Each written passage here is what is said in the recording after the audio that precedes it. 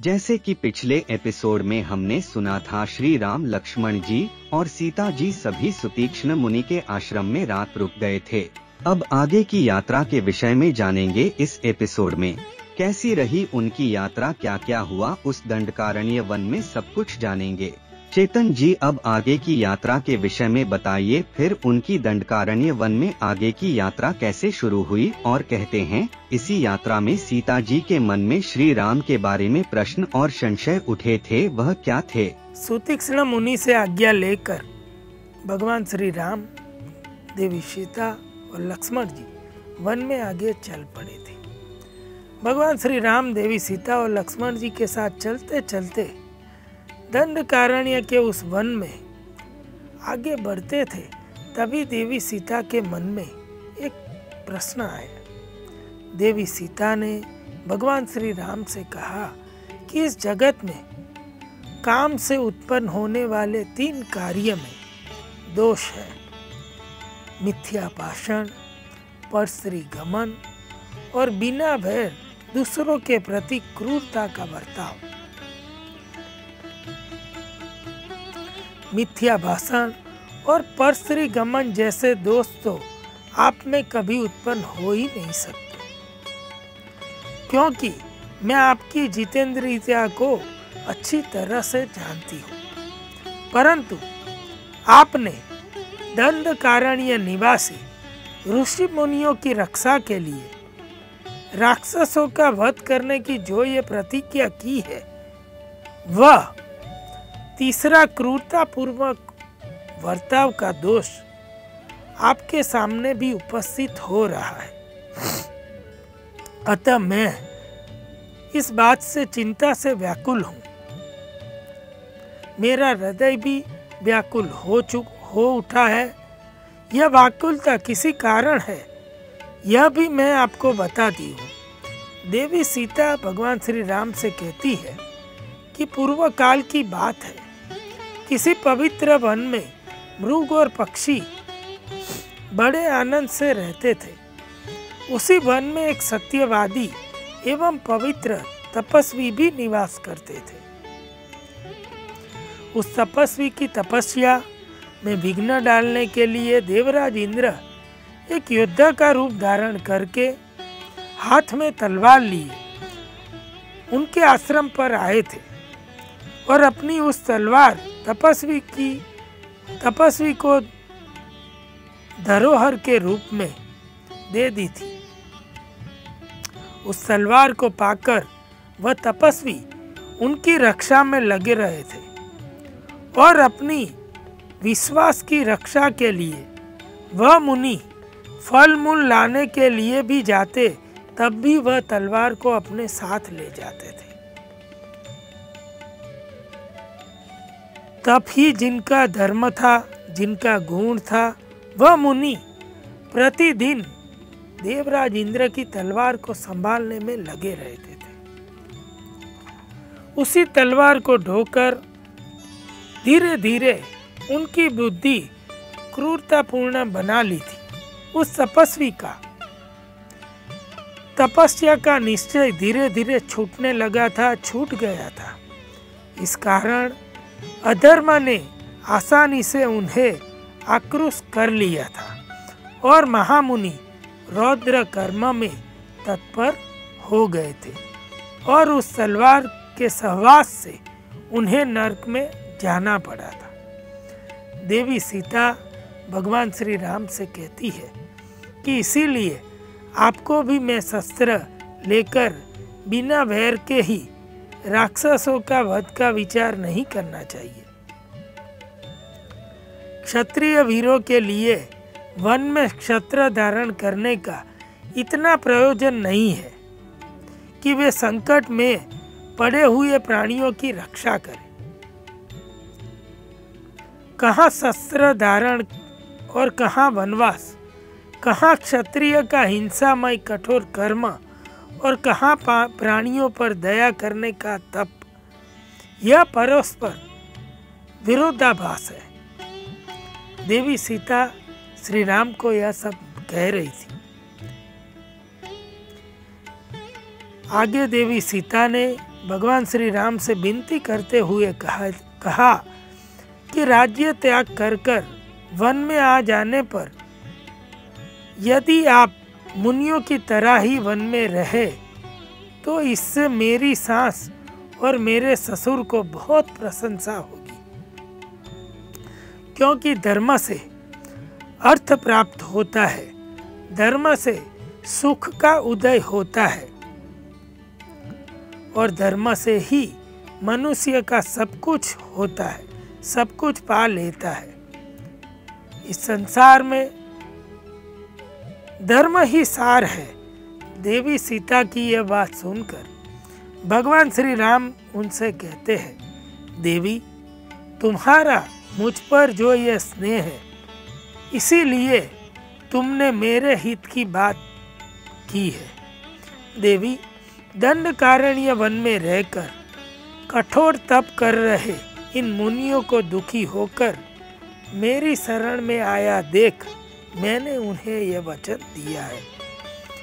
इन मुनियों को राक्षसों के कारण कभी सुख प्राप्त नहीं होता है। मनुष्यों के मांस से जीवन निर्वाह करने वाले ये भयानक राक्षस उन्हें मारकर खा जाते हैं। ऐसे मुनियों की सेवा में मुझे स्वयं ही उपस्थित होना चाहिए था। अतः मुनियों की शरण में मैं आ जाने पर मैंने पूर्ण रूप से उनकी रक्षा करने की प्रतिज्ञा की है, जिसे मैं अपने जीते जी मिथ्या ना कर सकूंगा, क्योंकि सत्य का पालन मुझे सदा ही प्रिय है। सीते, मैं अपने प्राण छोड़ सकता हूँ, तुम्हारा और लक्ष्मण का भी परित्याग कर सकता हूँ, किंतु ब्राह्मणों को दिए इन वचन को मैं नहीं छोड़ सकता और ना ही मैं इन्हें तोड़ सकता हूँ। इस प्रकार भगवान श्री राम देवी सीता के साथ वार्ता करते हुए वन में चल रहे थे कि तभी वे लोग ऐसी एक सरोवर के पास पहुंच गए। वहां वह सरोवर 1 योजन चौड़ा और लंबा था और उस सरोवर से तरह तरह के पक्षी वहां क्रीड़ा करते हुए शोभा कर रहे थे। उस सरोवर से गाने बजाने की शुद्ध आवाज शब्द सुनाई दे रहे थे, किंतु कोई दिखाई नहीं दे रहा था। यह सब देखकर भगवान श्री राम, लक्ष्मण और देवी सीता के मन में उस सरोवर के बारे में जानने की उत्कंठा हो गई थी और वह भी सोच रहे थे कि इस सरोवर में ऐसा क्या खास है कि इतने मधुर स्वर इस सरोवर से निकल रहे हैं। और वे लोग उस सरोवर को निहार रहे थे। यात्रा में जब उस वन में चलते चलते एक सुंदर दिव्य सरोवर को देखकर उन सभी के मन में क्यों सवाल उठे थे। भगवान श्री राम, देवी सीता और लक्ष्मण जी ने उस सरोवर के तट पर खड़े होकर उसको बहुत देर तक देखा। तभी वहां एक मुनि धर्मव्रत आ जाते हैं, तो लक्ष्मण जी उनसे सरोवर से आने वाली उन गाने बजाने की आवाज के बारे में पूछते हैं। तो मुनि धर्मव्रत उस सरोवर के बारे में उनसे बताते हैं और कहते हैं कि इस सरोवर का नाम पंचाप्सर सरोवर है। मांडकर्णी नामक एक मुनि ने अपने तप के द्वारा इसका निर्माण किया है। महामुनि मांडकर्णी एक जलाशय में रहकर केवल वायु का आहार करते हुए 10 सहस्त्र वर्षों तक तीव्र तपस्या करते रहते थे। उस समय अग्नि आदि सब देवता मांडकर्णी के तप से अत्यंत व्यथित हो गए थे। आपस में मिलकर वे सब इस प्रकार कहने लगे कि जान पड़ता है यह मुनि हम लोगों में से किसी के भी स्थान को पा लेना चाहते हैं। तब महामुनि मांडकर्णी की तपस्या में विघ्न डालने के लिए सभी देवताओं ने 5 प्रधान अप्सराओं को नियुक्त किया था। तब उन 5 अप्सराओं ने मानकर्णी मुनि को अपने काम के अधीन कर दिया था और मुनि की पत्नियां बनी हुई यह 5 अप्सराएं यहाँ रहती है। उनके रहने के लिए सरोवर के नीचे एक घर बना हुआ है जो जल के अंदर छिपा है। उस घर में सुखपूर्वक वे रहती है। 5 अप्सराएं तपस्या के प्रभाव से युवा अवस्था को प्राप्त कर चुकी है। मुनि को भी अपनी सेवाओं से संतुष्ट करती रहती है और सदा मुनि के साथ क्रीड़ा विहार में लगी रहती है। अप्सराओं की वाद्यों की यह ध्वनि आपको सुनाई पड़ती है, साथ ही उनके गीत का भी मनोहर शब्द सुनाई पड़ता है।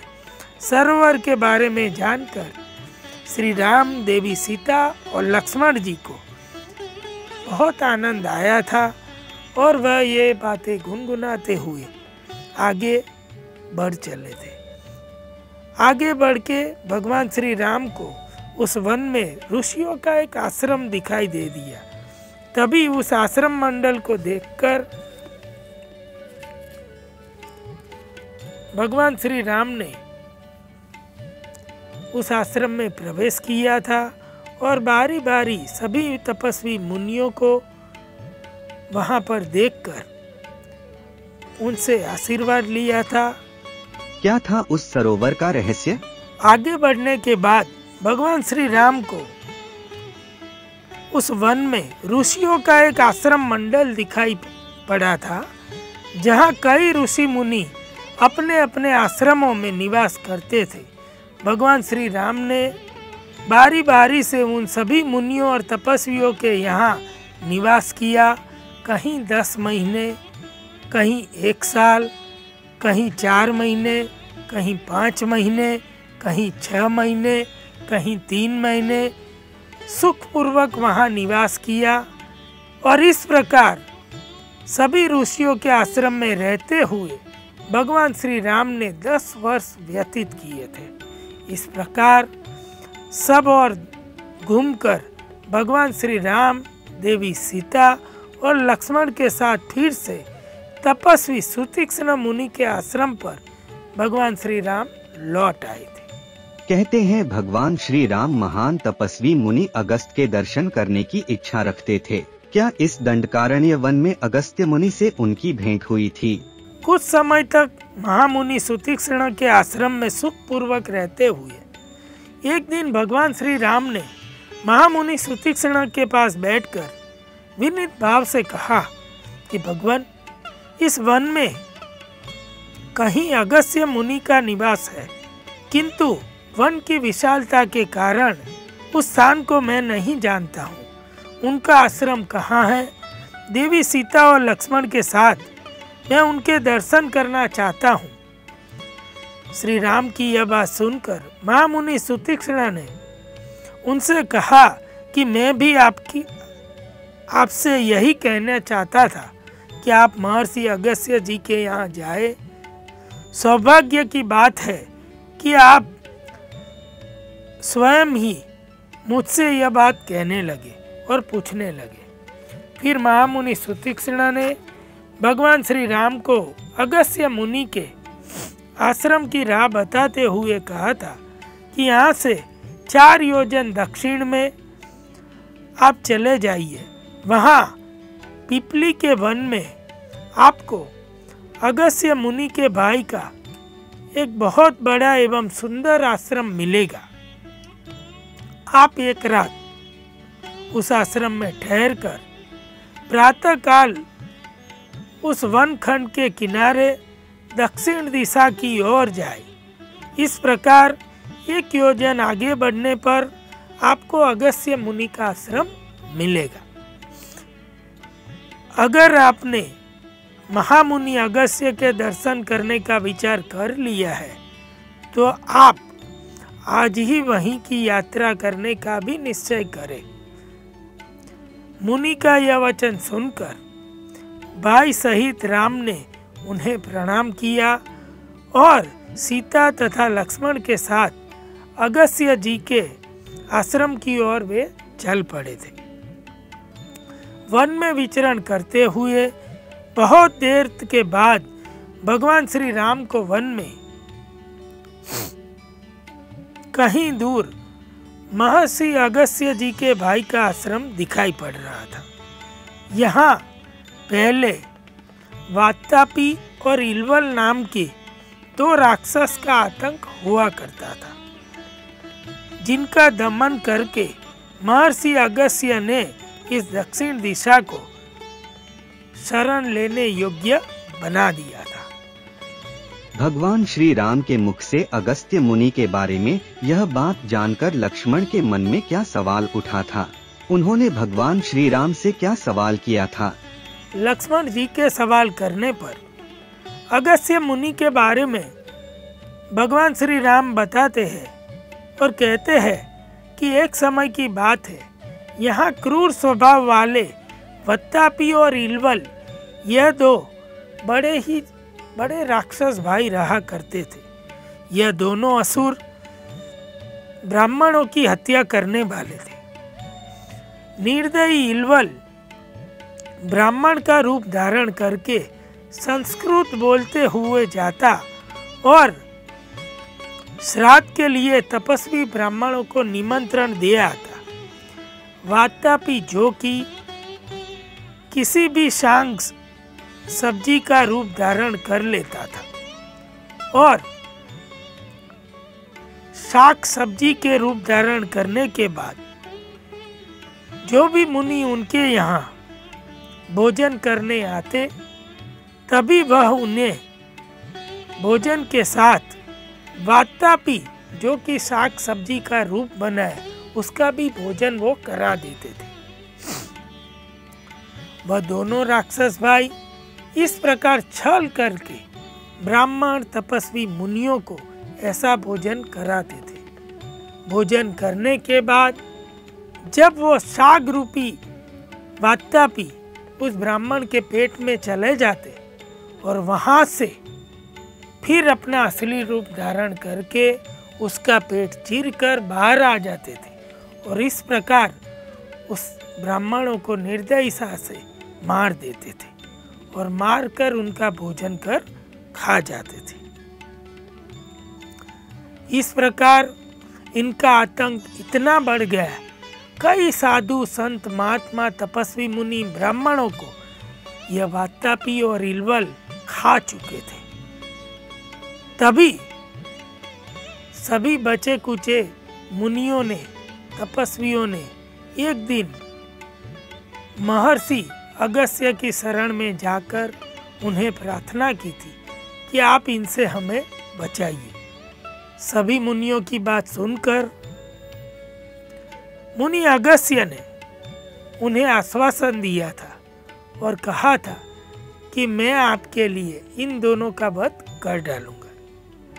उस समय सभी देवताओं ने भी प्रार्थना की थी अगस्त्य मुनि से कि आप इन दोनों असुरों का वध कर दीजिए। एक दिन अगस्त्य मुनि भी जहाँ वे असुर रहते थे उस परिसर के पास घूम रहे थे। तभी इलवल ने ब्राह्मण का रूप बनाया और अगस्त्य मुनि के पास आकर उनसे विनती की कि आप हमारे यहाँ श्राद्ध का भोजन करने पधारिए। अगस्त्य मुनि ने उनकी विनती स्वीकार ली और कहा कि संध्या काल में अवश्य तुम्हारे घर भोजन करने आऊंगा। अगस्त्य मुनि संध्या काल को जब उस राक्षसों की कुटिया के पास गए, उनको भोजन के लिए इलवल ने बिठाया और कहा, मुनिवर आप बैठिए, मैं आपके लिए भोजन परोसता हूं। वातापी जो शाक का रूप धारण कर लिया था और वो रूप बनाकर मुनि की थाली में पहुंच गया था। तभी जानबूझकर महर्षि अगस्त्य ने उसका भोजन कर लिया था और अपने तपोबल से उसको पचा डाला था। कुछ देर बाद वातापी बाहर नहीं आया। तब इल्वल उसको पुकारने लगा, वातापे बाहर आओ, वातापे बाहर आओ, ऐसा पुकारने लगा। तब भी वातापी बाहर नहीं आया तो इल्वल घबरा कर उसे बार बार जोर से पुकारने लगा, वातापे बाहर आओ, वातापे बाहर निकलो। तभी मुस्कुराते हुए महर्षि अगस्त्य ने इल्वल से कहा कि तेरे भाई को मैंने खाकर पचा लिया है, वह तो यमलोक जा पहुंचा है, अब उसमें निकलने की शक्ति कहाँ है। भाई की मृत्यु को सूचित करने वाले मुनि के वचन सुनकर असुर इल्वल क्रोध में आकर अपने असली रूप में आ गया था और अगस्त्य मुनि पर उसने आक्रमण कर दिया था, परंतु वह निशाचर महर्षि अगस्त्य मुनि को छू सके ऐसा उसमें बल कहाँ। उससे पहले ही महर्षि ने अपनी नजरों की अग्नि से, अपने तपोबल से उस राक्षस को जलाकर भस्म कर दिया था और इस प्रकार इस दोनों राक्षसों को अगस्त्य मुनि ने समाप्त कर दिया था। इस प्रकार भगवान श्री राम ने लक्ष्मण जी को अगस्त्य मुनि के प्रताप की कहानी सुनाई थी और अंत में कहा था, अगस्त्य मुनि ने अपने तपोबल से दोनों राक्षसों का अंत किया था। अगस्त्य मुनि के बारे में बातें करते करते वे सभी लोग उस दंडकारण्य वन में अगस्त्य मुनि से मिलने की अभिलाषा लिए आगे बढ़ रहे थे। अगले एपिसोड में जानेंगे उनकी मुलाकात कब होती है मुनि अगस्त्य से। तब तक के लिए हमें आज्ञा दीजिए। नमस्कार। राम जय